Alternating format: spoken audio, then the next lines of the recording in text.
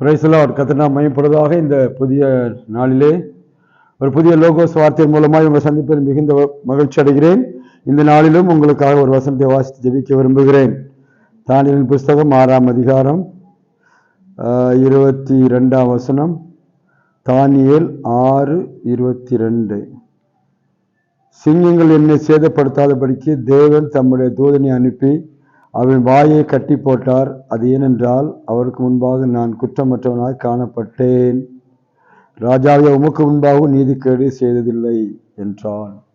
அருமையான தேவ பிள்ளைகளே, இந்த நாளிலே இந்த தானியேல் புஸ்தகத்திலே வாசித்த இந்த பகுதியிலே கர்த்தர் தானியேலை காப்பாற்றினார், சிங்கங்களின் வாய் நின்று காப்பாற்றினார் என்று சொல்லி நாம் சரித்திரத்திலே வாசிக்கிறோம்.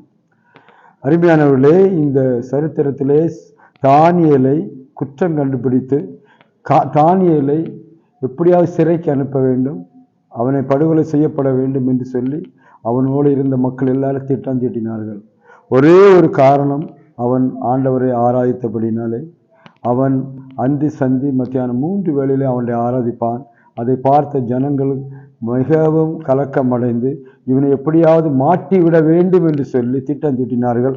அந்த திட்டத்தின் பிரதிபலனாக அவன் ஒரு சீல் வைத்தார். ராஜாவை தவிர வேற யாரையும் ஆராதிக்க கூடாது என்று சொல்லி.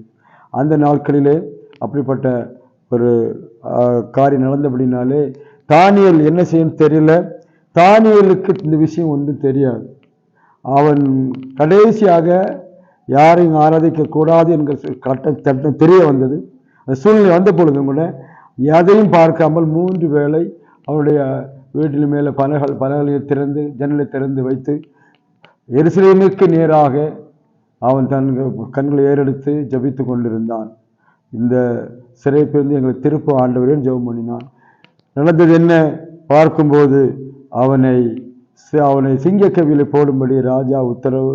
அவன் தான் போட வேண்டும் என்று அவன் தெரியல. ஆனால் இந்த ஒரு மனுஷனுக்கு அவர் சட்டத்தை ஏற்றினார்கள். ஏற்றி அவனை சிங்கக்கவியில போட்டாங்க. போட்ட பிறகு ராஜாவால் பொறுக்க முடியல. ஒரு நல்ல மனுஷனை போட்டுட்டோமே ரொம்ப கவலையா இருந்தான். நைட்டு ஃபுல்லாக தூங்கல. அடுத்த நாள் காலையில் வந்து அங்கே சொல்றாரு, தானியேலே, ஜீவனுள்ள தேவனுடைய குமாரனாகிய தானியேலேன்னு சொல்லி கூப்பிடுகிறான். கூப்பிட்டு ஆண்டவர் தப்புவிக்க வல்லவரா இருந்தாரா என்று கேட்டான். கேட்டு அங்கே உள்ளே போகும்போது அவனை கிட்ட அங்கே ராஜாவே வாழ்க என்று சொல்லி சத்தமிட்டு அவனுக்கு அந்த ராஜாவோடு பேசினான். பேசிட்டு அவன் சொல்றான், ராஜாவே, ஆண்டவர் சிங்கை மாயை கட்டி போட்டாரு. அதுக்கு ஒரு ரீசன் இருக்குது, 2-3 ரீசன் இருந்தாலும் நான் அது என்னவென்றால் அவருக்கு முன்பாக நான் குற்றமற்றவனாயிருந்தேன், ஆண்டவருக்கு முன்பாக குற்றமற்றவனாயிருந்தேன் என்று சொல்லி ஒரு வார்த்தை சொல்கிறார். இந்த நாளிலும் ஆண்டவர் நம்மோடு உங்களோடு உங்களோடு பேசுகிற ஒரு நல்ல வார்த்தை என்னன்னா, கர்த்தர் நம்மை விடுவிக்க, சிங்கங்களின் வாயிலிருந்து விடுவிக்க. இந்த நாட்கள் அருமையானவர்களே, சிங்கத்தை போல சீறுகிற, சிங்கத்தை போல கர்ச்சிக்கிற ஜனங்கள் மத்தியிலே வாழ்கிற நீங்கள், உங்களையும் அநேக நேரங்களில் குற்றம் கண்டுபிடித்து நீங்கள் வேலை செய்கிற இடங்களிலே நீங்கள் வேலை செய்கிற இடம், உங்களுடைய வீடுகளிலே, உங்களுடைய சுற்ற வட்டாரத்திலே, உங்களுடைய நண்பர்கள் மத்தியிலே, சொந்த பந்தங்கள் மத்தியிலே உங்களை குற்றம் கண்டுபிடித்து உங்களை அவமானப்படுத்த நினைக்கிற மக்கள் நிறைய இருக்கலாம். ஆனா வசனம் சொல்லுகிறது, நீங்கள் கர்த்தருக்கு முன்பாக குற்றமற்ற வாழ்க்கை வாழ்வீர்கள் என்றால் தேவன் அந்த சிங்கங்களின் வாய்களை கட்டி போட்டது போல உங்களுக்கு எதிராக நிற்கிற எல்லா சிங்கங்களினுடைய காரியங்களையும் கட்டி போட்டு அவமானம் உங்க வாழ்க்கையில் வராதபடி பாதுகாப்பார். காரணம், அவருக்கு குற்றமற்ற வாழ்க்கை என்றால் அவர் கர்த்தனை பார்க்கும்போது எந்த தவறு இல்லாத ஒரு வாழ்க்கை. இன்றைக்கு நம்ம இஷ்டம் போல நடந்துட்டு இஷ்டம் போல எல்லா பாவங்களும் பண்ணிட்டு கர்த்தர்கிட்ட ஜெபம் பண்ணா அவர் நம்முடைய ஜெபத்தை கேட்க மாட்டார் என்று சொல்லப்பட்டிருக்கிறது. அவருக்கு முன்பாக ஒரு குற்றமற்ற வாழ்க்கை தானியேல் வாழ்ந்தபடினால தான் அவன் சொல்றான், ராஜாவே, நான் உமக்கு விரோதமாகவும் ஒன்று செய்யவில்லை, அது மாத்திரமல்ல உமக்கு விரோதமாக தேவனுக்கு விரோதமான ஒரு காரியம் பண்ணல, அதனாலே நான் அந்த கடவுள், நான் வணங்குகிற அந்த தேவன் சிங்கங்கள் வாயை கட்டி போட்டார், சிங்கனை ஒன்றும் சேதப்படுத்தவில்லை என்று சொன்னான். இன்றைக்கும் உங்க வாழ்க்கையில் உள்ள அவ்வளவு பிரச்சனைகள் வந்திருக்கலாம். நீங்களும் அப்படிப்பட்ட சூழ்நிலையில் மாட்டியிருக்கலாம். உங்களுக்காக சில காரியங்கள் ஏற்படுத்தி உங்களை வெறுக்க, உங்களை தண்டிக்க, இல்லை உங்களை அழித்து விட நினைக்கிற சதிகாரங்களை சுத்தி இருக்கலாம். கவலைப்படாதீங்க.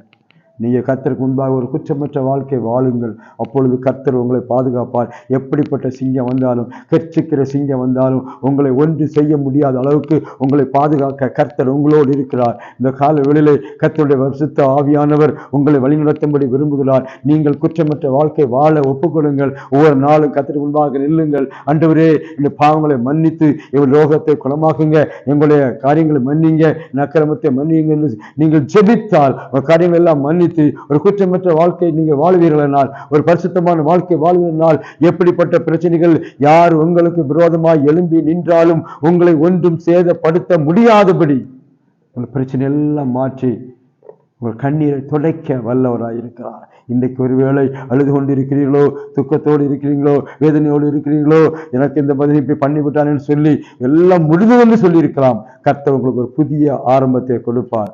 அதற்கு ஒரே ஒரு காரியம்தான் வேணும், குற்றமற்ற வாழ்க்கை. அப்படிப்பட்ட வாழ்க்கை உங்கள் வாழ்க்கையில் இருக்கிறதா? இந்த நாட்களில் யோசனை பண்ணி பாருங்க.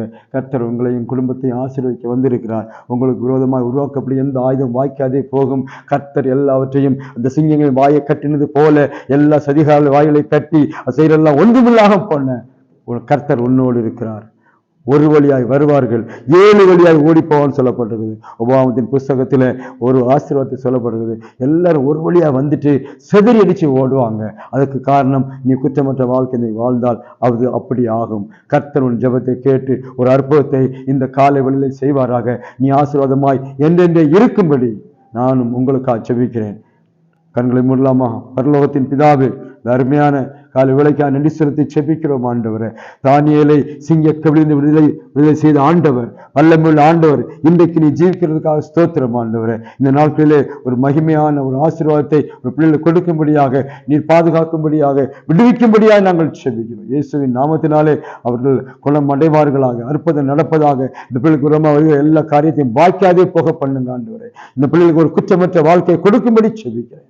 நாமத்தை மையப்படுத்தும் இயேசு நாமத்தில் ஜெபிக்கிறோம் பிதாவே. ஆமென், ஆமென். கர்த்தர் உங்களை எல்லாரையும் ஆசீர்வதிப்பாராக. ஒரு குற்றமற்ற வாழ்க்கை வாழுங்கள். சிங்கங்கள் வாயை கட்டுகிறவர் உங்களுக்கு விரோதமாக இருக்கிற எல்லாரும் காரியங்களையும் கட்டி போடுவார். இன்னும் ஒரு லோகா சுவார்த்தை மூலமாக உங்களை சந்திக்கும் வரையிலும் தேவன் எல்லாரையும் ஆசீர்வதிப்பாராக. ஆமென்.